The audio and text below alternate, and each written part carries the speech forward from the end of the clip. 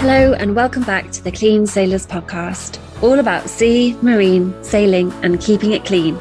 I'm your host, Holly, founder of Clean Sailors and a sailor myself with a passion for the health of our mighty oceans. In our podcast, we explore some of the ways in which sailing and our wider marine industry can become that bit cleaner through conversations with experts, innovators, scientists and activists, all working towards the health of our seas. We showcase the people and projects changing the way things are done.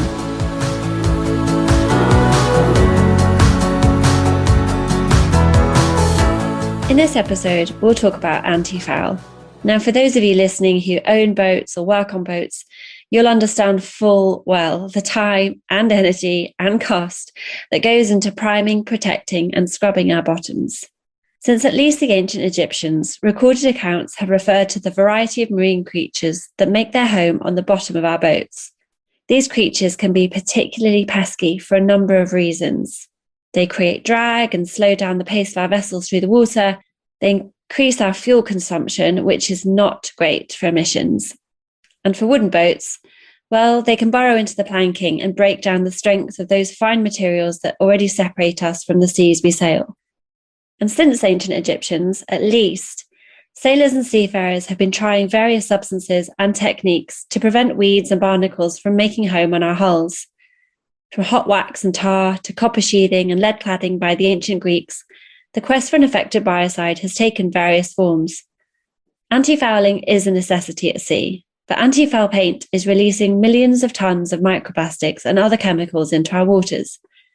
And as we know, microplastics and nasties in our waters more often than not end up in our food and then in us. The very nature of antifoul techniques is to deter living species from settling on our boats. So it's kind of obvious that antifoul paint would be toxic, but given that antifoul paint comes off our boats over time, when in the water, it continues to prove pretty nasty for a variety of marine species, including coral, for a long time afterwards. We've actually found out that around 50 million litres of antifoul paint is making its way into our seas each year. That's a lot. So what can we do about it? Well, I spoke with Dr. Rik Breur, material scientist, doctor in biofouling, winner of the European Inventor Award 2019, and founder of Finstulate, an anti-fouling technique conquering the environmental hazards posed by traditional anti-fouling paints. Rik, thank you so much for joining me. It's great to see you. Great to be here. I am really looking forward to discussing this topic with you again, because appreciating that antifoul is a somewhat controversial topic, and maybe not a new one, but certainly the developments and innovations in this space, your product included, have been remarkable in the last years. But maybe let's start with your background. So why biofouling?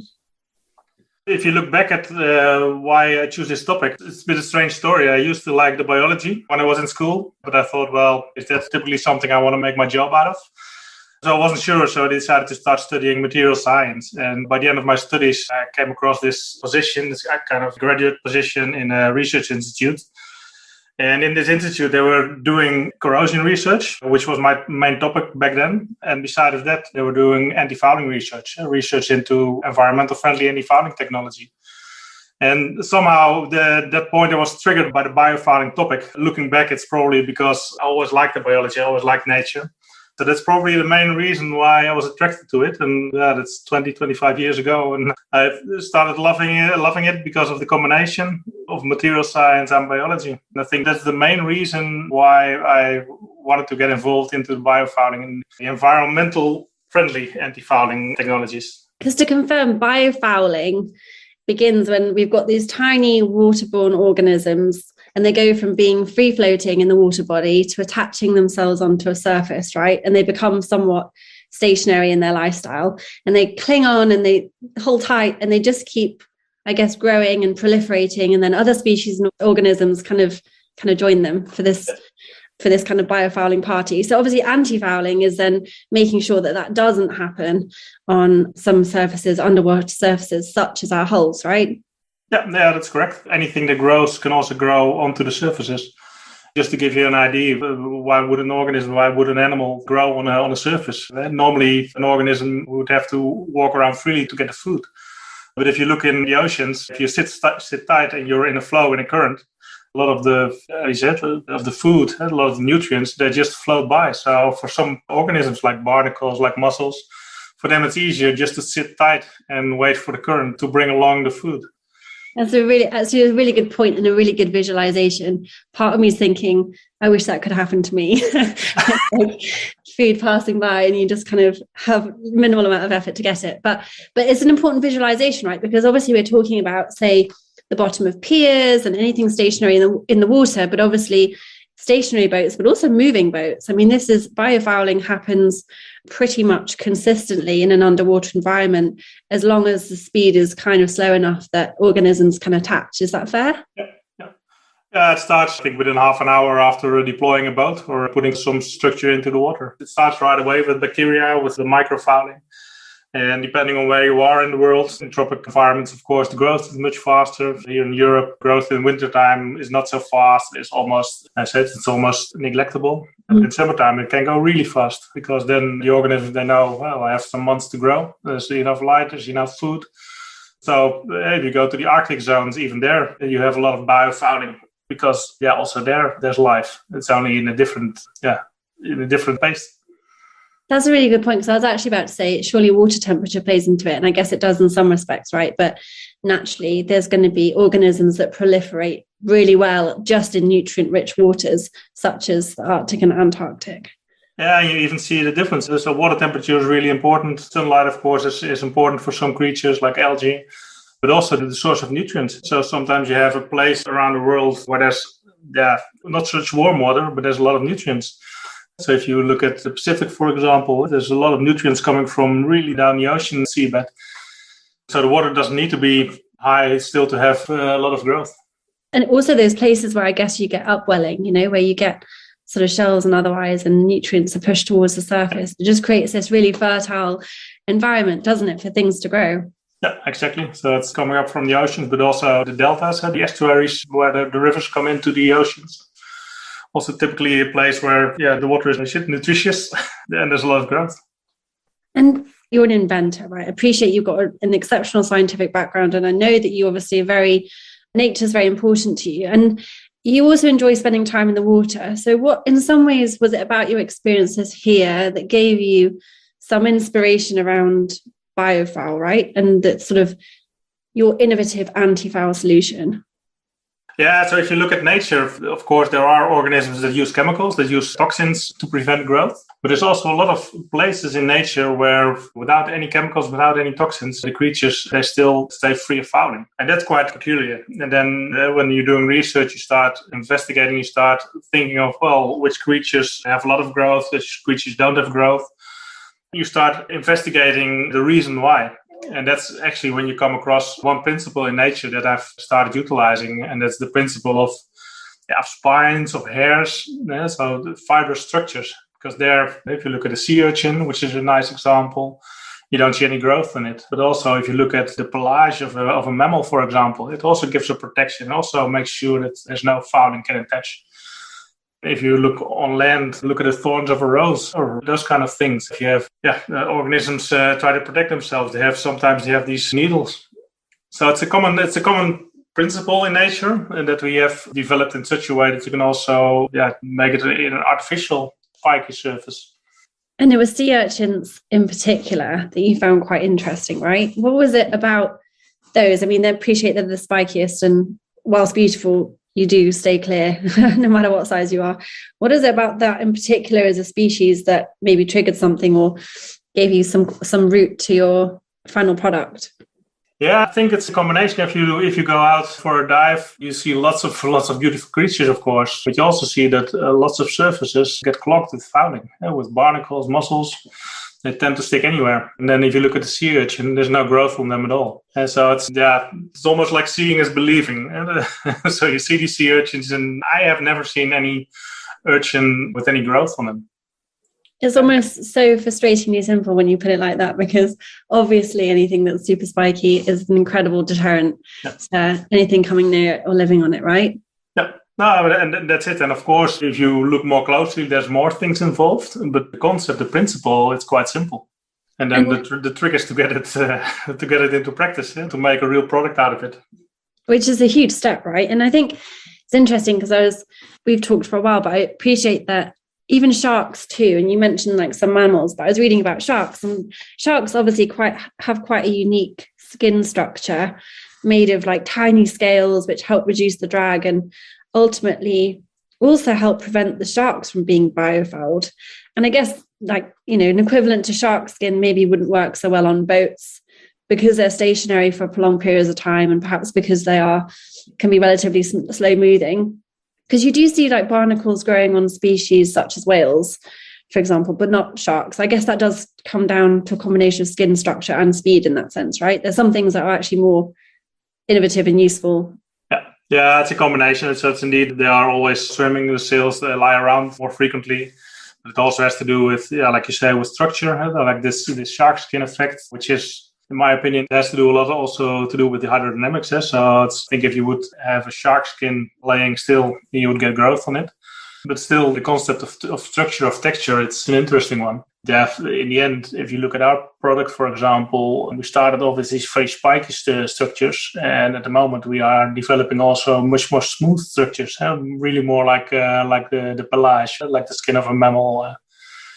So it is finding an optimum, and you'll never beat nature. I'm sure of that. Not in the sense that there's always something that's going to settle on the surface, but also the fact that what we find in nature, these structures and how they manage to stay free of fouling, we're never going to beat those organisms. I'm sure of that.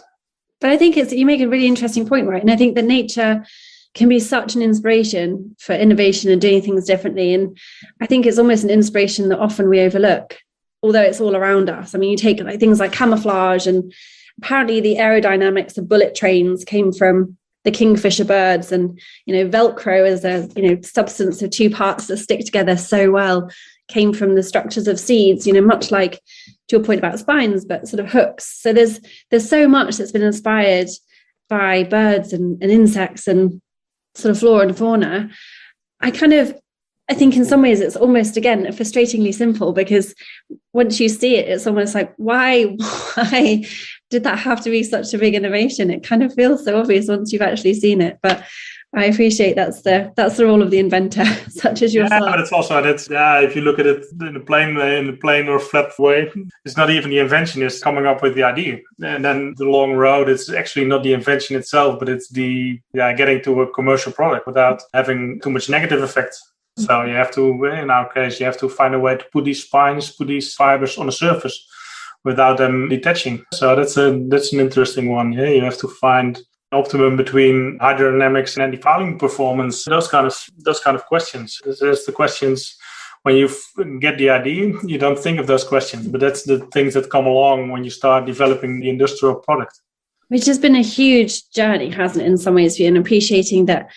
Finstulate is now an anti-foul product, which is, increasing in its sort of geography, as in you can buy it and sort of get it applied to your hulls in various countries in Europe already. And we'll talk about that soon. But in terms of the actual product, because I appreciate that if people haven't seen it, it's very difficult to imagine an anti-foul that isn't painted onto your boat bottom. So what does it look like? What is the process of applying Finstulate to a hull? It looks, and let's put it as simple as possible, it looks like velvet, or it looks like the version we have for fast boats, it looks like velvet. And the ones that you use for the bigger vessels, it looks like a carpet. So if you look at it, you would indeed, like you say, you would not consider it an anti-fouling material. And so it is kind of strange, and that's also why it has taken quite some time to get into the market, to get to a point where people don't ask anymore, is this possible? Because we've done 500-600 yachts by now. We have done several bulk carriers. So we've shown that it's possible. We've shown that it works, and that makes life easier. But if you look back at the concept, it's a strange concept, putting these fibers. And then instead of putting it as paint, we decided to make a wrap. So just like you want to change the color of your car, you put a wrap, a self-adhesive wrap over it instead of painting it. We decided to put the fibers as a wrap. Yeah, so that's also something completely uncommon and illogical to most boat owners. It's huge, right? And I guess to your point again about sort of coming up with the idea and then making it an actual reality, I think part of that process is an incredibly creative process, but I appreciate a very difficult one, is such a leap of the imagination. It's not almost changing just the content of anti-foul paint, as many people have tried to do and done, but it's changing the way we think about anti-foul and actually what purpose it serves, how it's applied, how long it lasts for, and the very way in which it interacts with the environment in which it's used. Yeah, to be open about it, when we started with this whole fiber structure, we started in the fish farming business. One reason is, of course, that if you're farming fish, you don't want to have toxic antifouling close to the fish.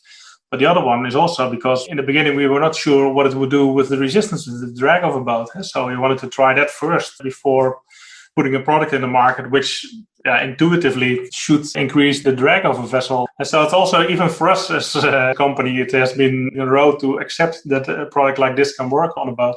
And like you said, it's not just working on a boat. You've done bulk carriers all the way down to, much smaller boats and small kind of sailing vessels, right? So it really has been applicable on most vessels there are. Yeah, the biggest one so far, it's 140 meter long. What is it? For the English ones, it's 500 foot, I think, roughly. 400. We also talk in meters. So thank you. Just to get an idea, it's huge boats. It's 3,000 square meters of surface. It's huge, isn't it? And that's not the biggest ones. If you look at container vessels, they're over 300 meter long. So that's double the size or double the length of what we've done so far. And it's maybe even 10 times the surface, because it's not only getting longer, it's also getting broader and deeper. So it's... Cool. But that's interesting. But if you look at the overall surface, then also you look at the smaller boats. If you make a calculation of the total amount of surface for the pleasure craft, for the yachting, you come to the same amount as you have in the bulk carriers or in the commercial marine. It's applicable for all kinds of vessels, but it's also important not to use biocidal antifouling for any vessel, even if it's a small boat. And there's I think it's about 18 million yachts around the world. And it sums up to a rough estimate of 500 million square meters. And if you compare that to the amount of commercial marine vessels, I think that's less than 100,000. And then if you calculate that or multiple that by the average surface, you'll come to the same surface. So overall, people sometimes, it's not so common anymore, but in the past people said, but it's just a sailboat. It's just a few square meters. Yeah, but then I think that's like a past station. So even if you're a small polluter, you're still a polluter. I think that's a very good point. And I think there is often a perception within sailing and within, I imagine, a lot of industries, but I'm just one boat, I'm just one person. It doesn't matter if I do this, but I think you're right. I know you mentioned about 18 million. I think actually the leisure, certainly boat, sailing and motorboat kind of market, you're probably in excess of about 30 million leisure boats on the planet. And to your point, if each one of those has to have antifoul, because we all do, right? It's the only way you can get by, then obviously the gross impact of that is actually pretty gross. It's pretty nasty. And I think obviously this is, the primary focus in some ways of our conversation today is actually what exactly is the issue with traditional antifoul? Yeah, actually it's a combination. So in the past, the main focus has been on the biocides. So a lot of nasty biocides have already been prohibited. The chemicals and all the stuff. Yeah, that's the start. But recently, it's also becoming more and more clear that also microplastics, it's a big issue. If you look at the total use of biocidal paints, of self-polishing paints in the world, it's 100 million liters roughly per year. And this is 50%, it's volatile organic compounds, so it's solvents that evaporate while you apply it. But the other 50%, it's a combination of biocides and paint. And the antifouling paints are designed in a way that they slowly dissolve in the water. So the paint, which is, in the end, it's for a big part, it's plastic. It gets into the water. And we're all scared of throwing a water bottle in the environment, which you should not do, of course, but that's only one of the sources of the pollution. I think this is and this is something that you and I have talked about before, but I think it's such a fascinating and very important point for us to pause on for a minute, is that I think we've obviously understood, certainly in recent years, and perhaps more so in the last 2 years, where it's become such a focus of public attention, that most of ocean microplastics come from the land. And actually studies recently, beginning of this year for sure, have shown that so much of that actually comes from the sailing and shipping industry and the hulls of boats, right? I mean, these studies that have come out, and I know you were aware of this study way back earlier this year, and which has now become recognised by the European Commission as showing that there is a colossal amount of microplastics which can be directly attributed to the hulls of ships and boats. Yeah, it's massive. And it's a study. It's not the only study, but the most recent study was done by the University of Oldenburg in Germany. And they did an investigation. So they did an analysis of the microplastics in the water in the German Bight, so in the north of Germany in the seas. And they found that about 80% of the plastics they found was actually paint waste. And that's dramatic. And that's the most dramatic I've seen. There's other studies that say, well, the microplastics is the third largest polluter. So it's the microplastic source. And so they say, well, the single-use plastic waste is the first and car tire wear it's the second. But it's at least the third place, the third biggest source of microplastics. Which is phenomenal, isn't it? Because I'm not sure as an industry and even as an individual sailor with a boat, one had imagined that actually we could be having such a devastating impact on our waters so directly, and appreciating too that it's also quite a difficult thing for sailors in particular to hear, because I hear this a lot, and it's very true in some respects, that sailing has got to be one of the most sustainable forms of travel, and we're using the power of the wind, which is all true, but appreciating that we are sitting in and living in the water. And as to your point, 90+% surely of boats are still anti-foul painted on their hulls, right? Which is the majority. I think even more. I think it's 95 or higher, the percentage probably. And it's don't get me wrong. I understand that people use anti-fouling because, if you don't have an anti-fouling or you don't prevent let's put it like this, if you don't prevent the fouling, you don't move your boat anymore. And so you have to anti-foul in some way. But there's different ways to do that. Biocide is not my preferred one. I'm always open about other alternatives. Of course, I have my own product, which I believe it's quite a good one. But I don't care if people use ultrasonics or use silicons or whatever, as long as you don't do the biocides. That's, for me, that's the main goal of getting out there. Yeah, but the biocides and the paint, right? Because the biocides and the paint, correct.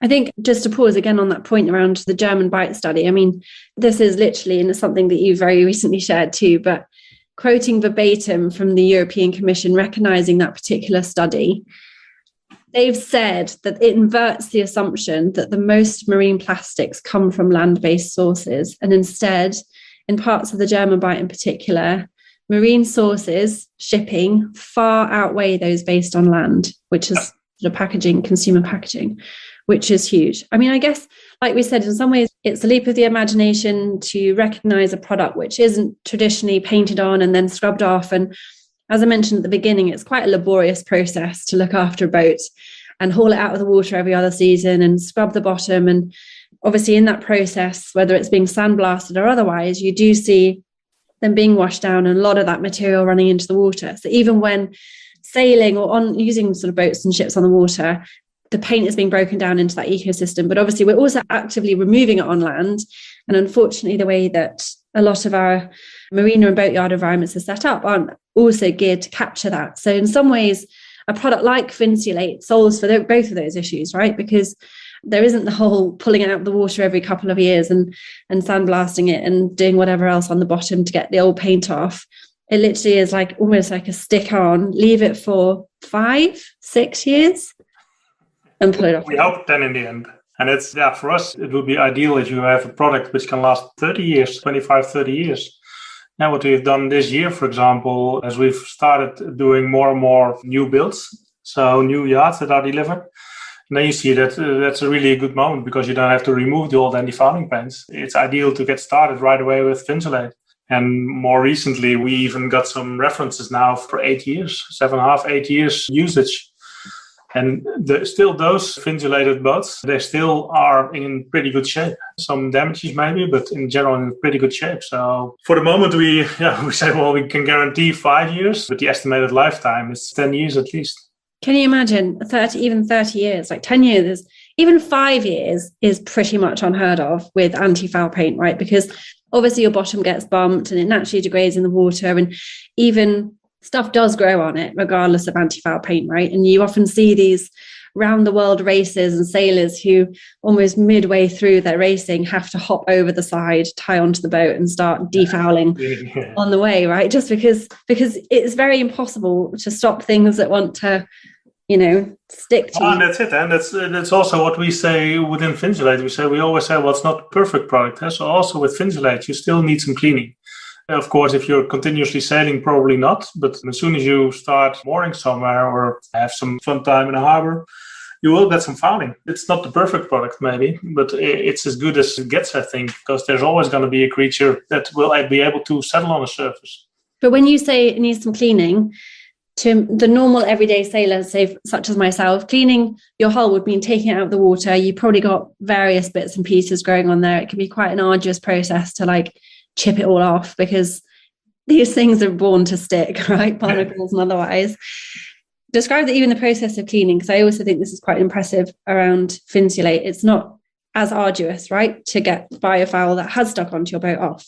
No, that's the general idea as well. If you know that you cannot prevent everything, then make sure that if something grows on it, it's easily cleaned. And that's what we do with these hairs, with these fibers. There's always going to be a scattered barnacle on the surface, but they can only sit on the top of the fibers.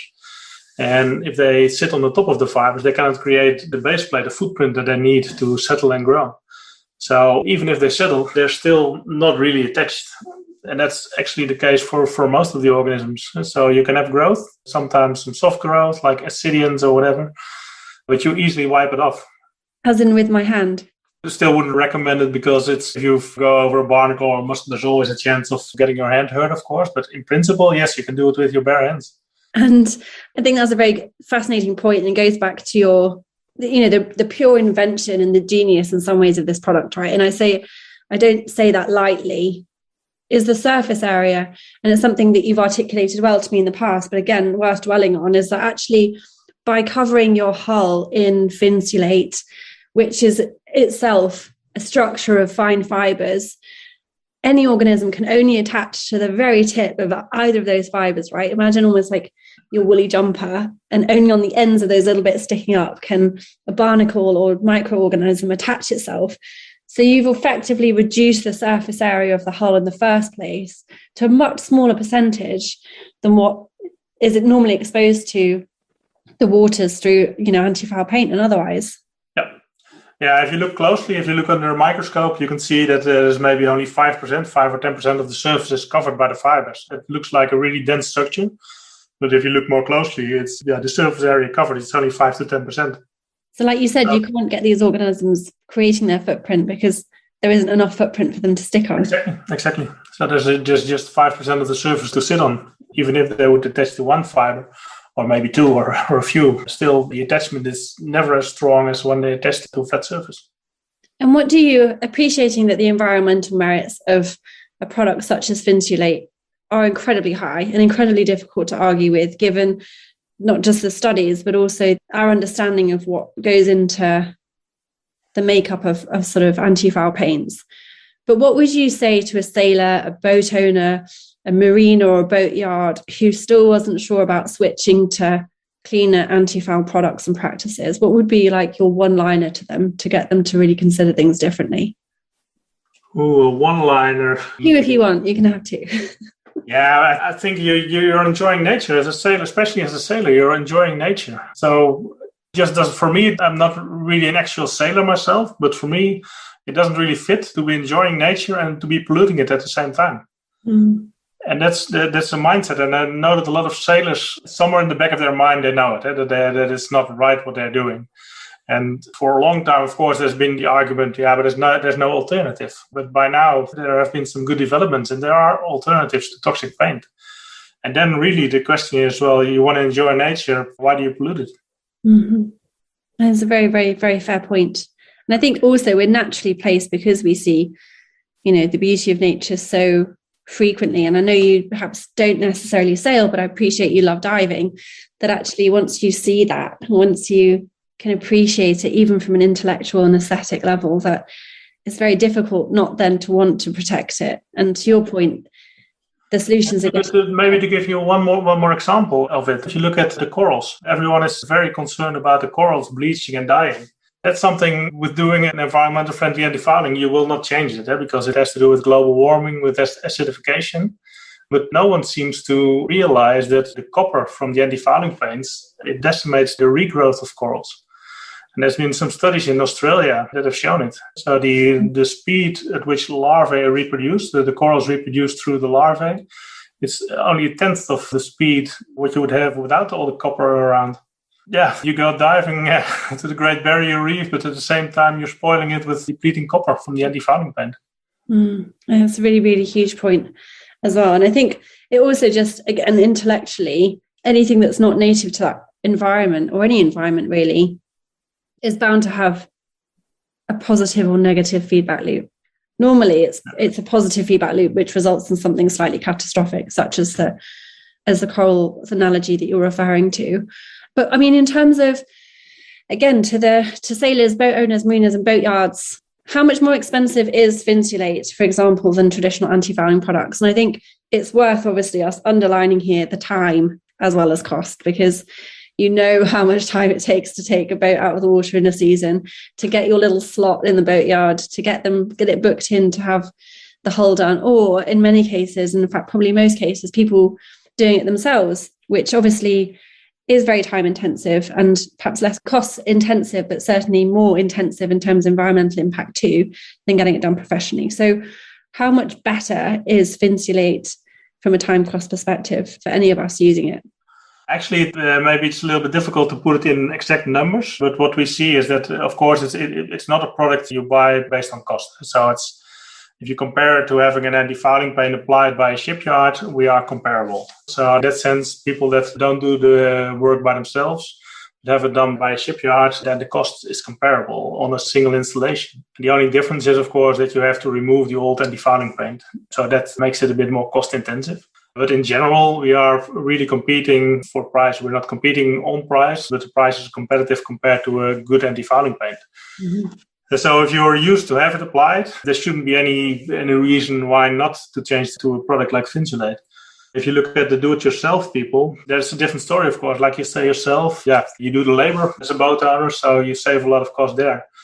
But what we notice here when selling the product, talking to customers or potential customers, what we see is that the people that are interested in a product, interested in having an environmental friendly product, they don't care too much about the price, but at least they have to make sure that they can, I don't know if it's an English term, but if they can count backwards, so they can make the calculation for themselves. So yes, it's more expensive than buying a jar of paint. But if you calculate doing this every other year, if you have the lifting cost of your boat, maybe cleaning costs in between, extra cleaning costs. So there's a lot of costs involved. People normally would say, well, it's not relevant, just buy the jar of paint. But if you add everything up, then on a 5-year scale, normally also a do-it-yourself person can earn back the investment in Finsulate. Makes total sense. And I think also as you mentioned, the environmental, but also in some ways moral impact, right? And obviously it's something that we clean sailors believe in very strongly, is that if you use something, then we've got a responsibility to protect and preserve it as far as possible. So I think over time, seeing Finsulate grow and seeing more people become more aware of the fact there are other solutions out there. And as you mentioned, Finsulate is an example, but a great example. And there is ultrasound as another one, which is pretty non-invasive and certainly biocide-free and paint-free also. But there are solutions out there. And also, you've obviously had a very exciting year so far, a few years, but certainly in the last year. And I appreciate that you're expanding. So where at the moment can sailors, seafarers and boat owners access Finsulate and get their bottoms done? In principle, anywhere around the world. So focus is on Europe. So we have a dealer network actually in the Netherlands, of course, Germany, France, Mediterranean, most countries. We just started in the UK a few months back. So we're present in the UK as well now. But we have coverage in the US, in Canada. Even we sent the first 6 rolls of material to Australia a few weeks ago. So in principle, we're covering the world.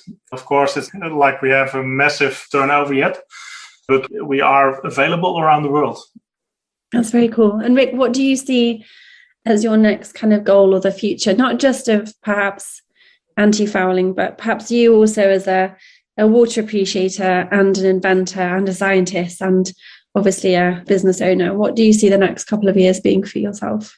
Oh, yeah, I think it will take a few years to get really successful. So we've made a good start, but we made a good start in the yachting market. I think that's been quite an important one because we have tried it in the commercial marine already before. But what we've seen in the past is that in the commercial marine business, there was not so much of an environmental incentive.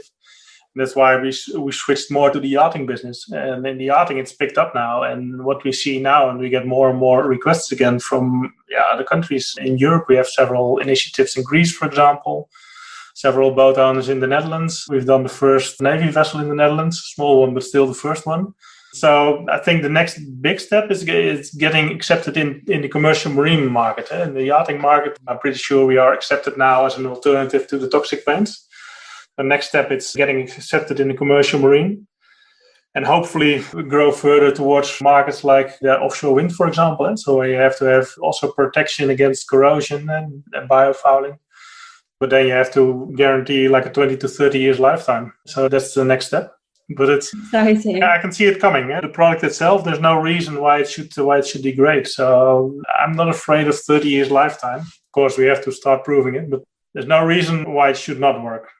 It's an incredibly exciting journey, and I appreciate that it has been a very exciting one to date. And it's been a pleasure to speak with you again. It's great to see you, and thank you so much for joining for this conversation. You're welcome. You've been listening to the Clean Sailors podcast. All relevant links to the projects and people we talk to can be found with the podcast link. For all episodes or to get in touch, just visit cleansailors.com. We love to hear from you. We believe that great ideas should be shared, which is why our podcast is free to appear on. So if you've got a project, idea, or topic you think we should be discussing, get in touch. In the meantime, thank you for listening, and see you for the next episode.